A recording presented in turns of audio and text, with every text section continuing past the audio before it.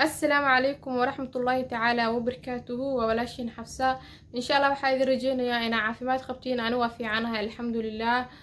waxaan rabaa barnaamij yar inaan igu soo gudbiyo halkan ugu horeyn intaadan u galgelin barnaamijka ka usii sheergaray asxaabtaada oo la wadaag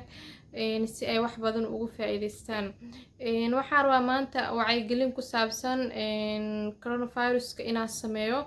maadaama bulshadeena oo aad ugu soo batay ama wadanka uu soo galayo waxaan rabaa wacyigelintan maanta aan sameynayo inuu qof walba fahma u baahanahay dadkan ay usii sheergareeyaan waxaan rabaa inaan u sameeyo laba way oo kale ah as educational as a religion inaan u fahamsiiyo saawad ognahay uu horeyn horta hadaa ku hormaro hadal heynta leheya maanta ugu badan social mediaha waxaa soo galay wadanka talaal ayaa soo galay talaalkaas oo ay wadamo fara badan ay diideen la soo celiyay walow ha ahaadee midka soo saaray talaalka naftirkiisaba wuu diiday sababtoo taa waxaa la dhahay talaalkaas waxa uu keenayaa cudur ayuu dhalinayaa saameyn ayuu ku reebayaa haddii qofka talaalka uu qaato talaalkaas waxa uu soo gaaray magaalada muqdisho ayuu soo gaaray waxaana la dhahay talaalkaas cudurka laga qaadayo waxaa lagu magacaabaa inuu dhiig xinjiroobo qofka dhiig xinjiroobid ayuu ka qaadayaa walow waxaa la dhahay waxa ugu daran dadka waaweyn oo da-da ugu daran sababta dadka waaweyn ee ugu daran yihiin waxay tahay dadka waaweyn immunitygooda ma aha mid strong waa mid low aan cudurka iska difaaci karin waa mid stability ah yacni cudurka u nugul cudurada aad ay ugu nugul yihiin dadka da-da ah maxaa dhahay immunitygooda mid daciif waaye iska difaaci karo cudurka cudur walba oo soo haleelo maxaa la dhahaa si fudud ayuu kusoo galaya so waxaa laga diiday saa darteeda ayaa loo diiday talaalkaas wadamo fara badan iyo kan soo saaraba waa ay diideen si uu maxaa la dhahaa uusan u saameynin qofkoo xanuunsan hadduu xanuun kale oo maxaa la dhahaa kusii darsamo dhibaatadeeda way iska weyn tahay saa darteeda ummadeena soomaaliyeed bulshaweynteena soomaaliyeed waxaan ku wacyigelinayaa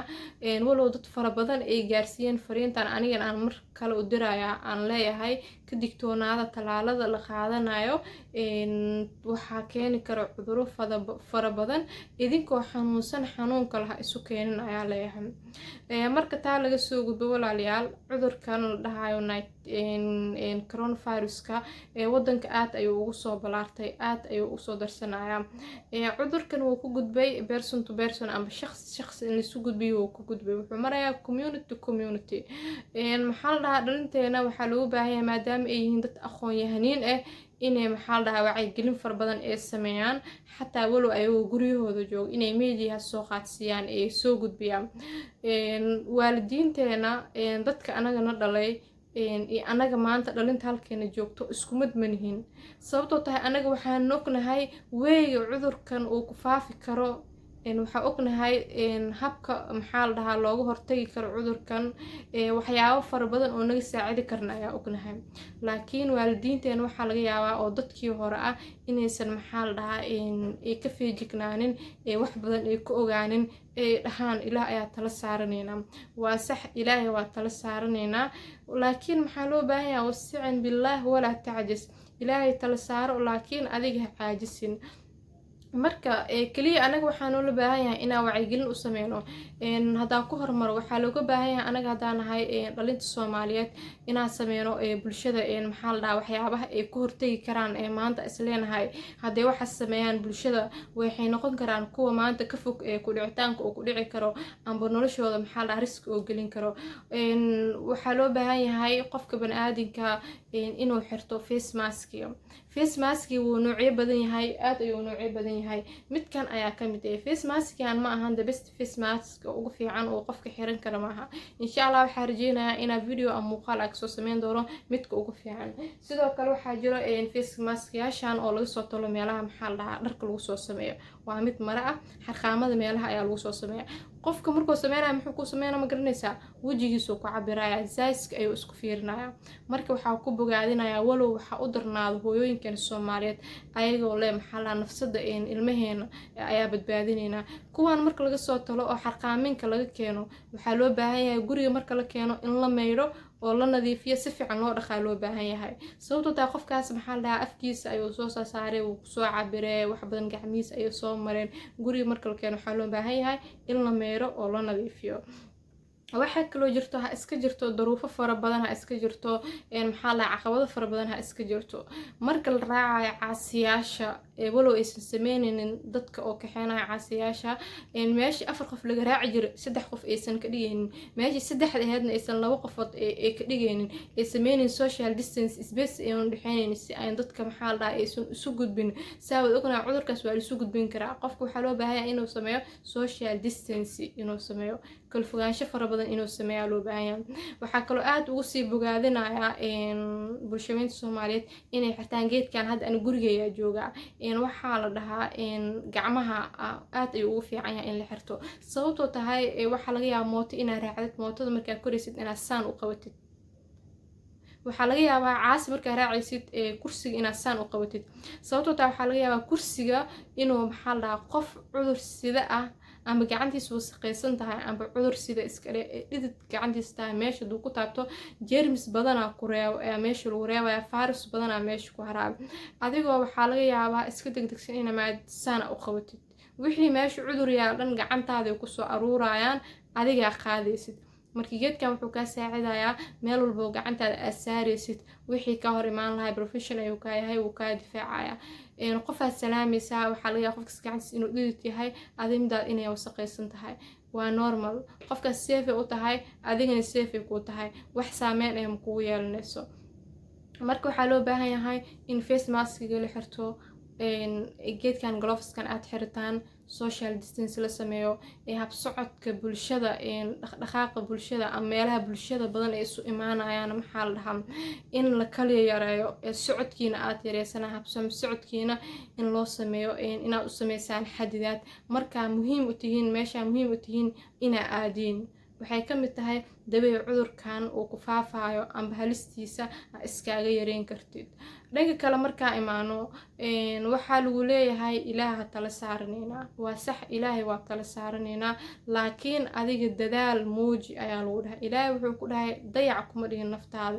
wuxuu ku dhahay dadaal naftaada tahlukeeno ku dhahay walaa tulquu biaydiikum ila tahlukati naftaada tahlukeeno ku dhahay hada maanta ka waran dhahno ilaaha tala saarnaya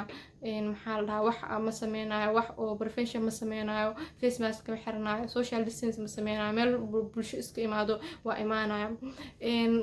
waxaa kaloo niigidaya inaad iska yareysaan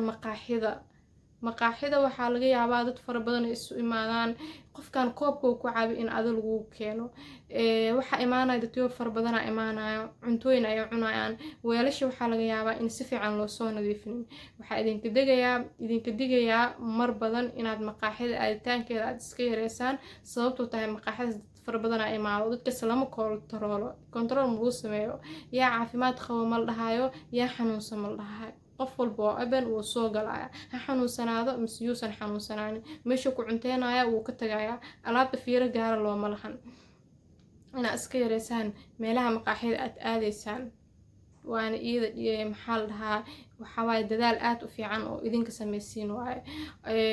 marka la imaado walaalayaal waxaa loo baahan yahay horta musiibadan waa musiibo maxaa la dhahaa imaaday anaga waxaan ahay dad muslimiin ah oo Soomaali ah oo hal diin haysto hal dhaqan haysto waxaa loo baahan yahay inaan diinteena ku adkaano oo diinteena aan ku dhaqanno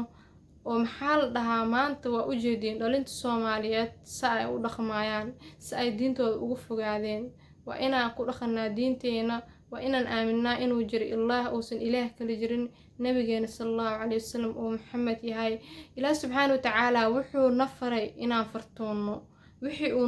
naga reebay inaan ka reebtoonaano wax ka wanaagsan ma jiro maanta anaga cudurkan wuu na haleelay laakiin alxamdulillah sayta uma haleelin sa u jeedin wadamada qaar sida looga dhamaanayo waa u jeedin camal tus waxaa loo baahan yahay inay ahaadaan tusaale musiibadaas tusaale inay ahaadaan dadka qaar si ugu dhamaanayaan muslimiin haddaan ahay diinteena aan ku dhaqanno walaalayaal waxaa la dhahay ushi walaalkaa ku dhacdo gumudkeeda adiga wuu ku yaalaa maanta adiga ruuxdaada nafsadaantada daa wanaagsan tahay waxaa kugu jiro qof wanaagsaneyna kugu jiro oo musiibadaas ay soo habsatay هذا مكفكنيسا مكفكنيسيد marka waxaa loo baahan yahay inaan naqano dad mar walba isu sheega wanaaga isu dhiirigeliya khayrka anaga mu'miniin aan nahay dad muslimiin aan nahay waa isu damqanaynaa waa isu naxariisanaynaa waxaa loo baahan yahay wixii wanaag iyo khayrka ku jiro inaan isu sheegno taas ayaa loo baahan yahay anaga familkeena anaga raaci ka ah anaga mas'uul ah anaga haddii aan nahay dhalinyaro wax baratay waxaa loo baahan yahay familigeenan inaan u sheegno waxaan wax sababi karo sida looga hortago tusaale ahaan maanta talaalkan hadda vaccine-kan oo sababaya blood clotting-ka haddii aan ka waran anagoo og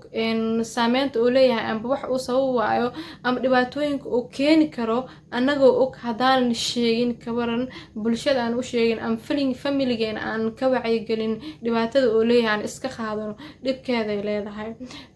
vaccine-kan wadamo fara badan waa ay diideen Soomaaliya lagu soo dajiyay cid celisayna maan arkin laakiin anaga haddaan ahay dhalinyaro wax baratay codkeena ayaan u gudbinaynaa bulshooyinka Soomaaliyeed waxaan leenahay ayaan lagu degdegin vaccine-kaas dhibaato fara badan ayuu leeyahay isbitaaladii waa ay buux dhaafiyeen oksijiina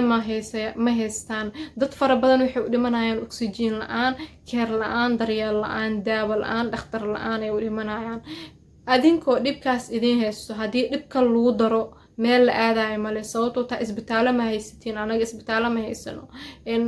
oxygen ma haysano waxa arkaysaa qof hortaada ku nafbaxayo waa u nafbaxaya without oxygen la'aan haysto ma loo hayo oxygen marka ummadda Soomaaliyeed waxaa leeyahay inta karaankiina ah dadaala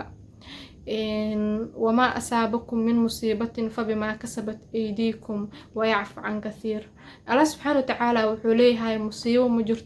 ما جرت إلا وحاد قعمين كسبتين معين مصيبة دان ما عند تاغان إبكا ما عند تاغان أد أركيسان أناقا قعنتين كسباني أناقا سميساني أناقا إسوكين وحو الله سبحانه وتعالى نوكين مجرو وأجدين سيدا لو رخمايو حالك حمر يالو وأجدين سوء يالو musiibada anaga gacanteena ku keensanay marka walaalayaal waxaan leeyahay taxadar badan sameeysta face mask xirta saani shay gacmihiina gloves xirta gacmihiina iska meera taxadar badan sameeya social distance sameeya space badan u sameeya hoosta iska galgalina ka taxadar markaad baabuurta aad raacaysaan ka taxadira mootada naftirkeeda markaad raacaysaan ka taxadira iska ilaaliya meelaha fara badan ee gacmihiina aad ku taataawanaysaan anaga Soomaaliyeed aan nahay waa madax adag nahay runta fiican reality in la taabtaa wanaagsan wax ma maqalno ilaa wax xaqiiqada aan ka taabano maahine wax ma maqleeno waxna ma fahmeeno ilaa xaqiiqada aan ka taabano oo ujeedin maanta xaqiiqada taabane wax walba oo runta ayna waa ujeedin ma u baahnidin maanta dadka waaweyn xataa oo maxaa la dhahaa aan wax ka qaadanin maxaa la dhahaa wax in la fahamsiyo adag tahay waxaad dareemaysaa dadaal ay sameynayaan profession fiican ay sameynayaan caruurta waxay siinayaan care ay sameynayaan saatan sheega maasigan la soo sameynayo maasha Allah care badan ay sameynayaan laakiin waxa ku baahinayaa u sheegaya inay iska soo nadiifiyaan waxa arkaysaa qof face mask isla xirnaa hal face mask laba qof lagu xirnaa waay maxaa sababay cudurkii ayaga isu gudbinaa cuduradiiba ayaga isu gudbinaaybo waay yani hal xabo macquul ma tahay in laba qof lagu isticmaalo waa maya hadal badan yani u daalinin maamooyinkeena Soomaaliyeed hooyooyinkeena Soomaaliyeed qeyr Allah siiyo meel walba ay joogaan waxa ku baahinayaa face mask-yada ay soo tolanayaan ee meelaha ka soo tolanayaan inay iska meeraan guriga markay keenaan hore aysan caruurta ugu xirin waa qofkan uu isku soo maxaa la dhahaa isku soo baraaweey asi xataa maabi ma ogid inuu cudur qabo marka insha Allah muuqaalka marba inaan igu dheereeyo halaasaan igu talgalay wassalaamu calaykum waraxmatullaahi tacaala wabarakaatuh wasta'in billah wala ta'jaz